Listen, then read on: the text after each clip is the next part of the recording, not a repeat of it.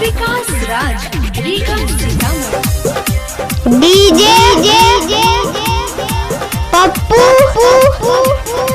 राम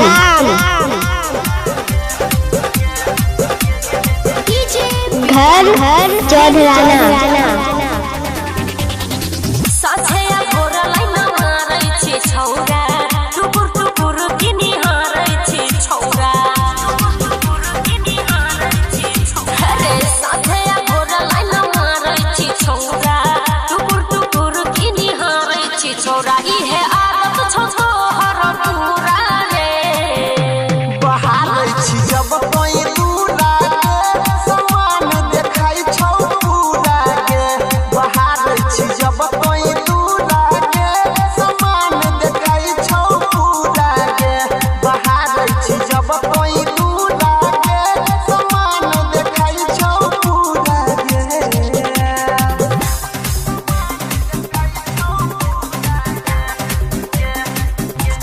पप्पू राम का contact mobile number आज 8476970003।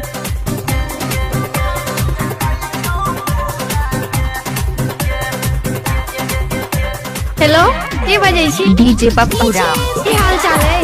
रीगा सीतामढ़ी।